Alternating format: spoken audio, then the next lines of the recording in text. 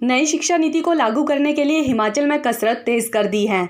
इन दिनों शिक्षकों और बुद्धिजीवियों से नई शिक्षा नीति को लेकर भी सुझाव लिए जा रहे हैं। साथ ही केंद्र सरकार ने भी शिक्षकों और प्रधानाचार्यों के सुझाव लेने के लिए 31 अगस्त तक का समय रखा है। शिक्षक ऑनलाइन ही सुझाव दे रहे हैं। इसी कड़ी में हिमाचल सरकार ने तय किया है कि प्रदेश में नई शिक्षा नीति को केंद्र की मॉडल की तर्ज पर हूबहू अपनाया जाएगा।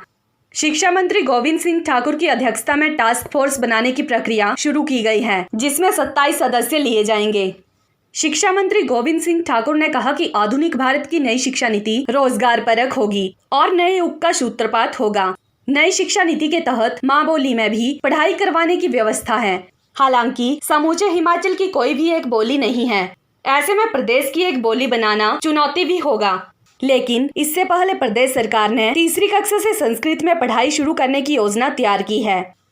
हिमाचल में संस्कृत दूसरी राजभाषा है। इसके अलावा छठी कक्षा से वोकेशनल एजुकेशन दी जाएगी ताकि छात्रों को व्यावहारिक शिक्षा दी जा सके। इसमें छात्रों को पढ़ाई छोड़ने के बाद अपना व्यवसाय शुरू करने के लिए और कोर्सेज करने की जरूरत नहीं रहेगी।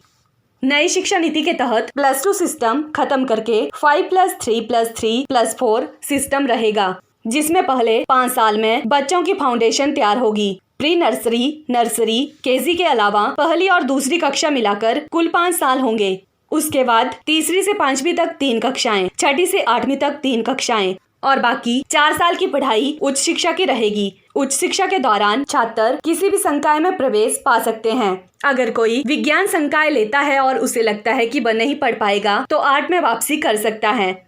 इसी तरह आर्ट्स स्ट्रीम का छात्र विज्ञान में भी प्रवेश पा सकता है। किसी भी संकाय में एंट्री एग्जिट आसान हो जाएगी। इस वक्त कॉलेज स्तर की पढ़ाई 3 साल की होती है, जिसमें 6 सेमेस्टर हैं। नई शिक्षा नीति के तहत अब कॉलेज में कोई छात्र 1 साल पढ़ाई करके किसी वजह से पढ़ाई छोड़ देता है तो भी उसे 1 साल का सर्टिफिकेट मिलेगा। 2 साल पर डिप्लोमा और 3 साल पढ़ाई पूरी करने पर डिग्री मिलेगी।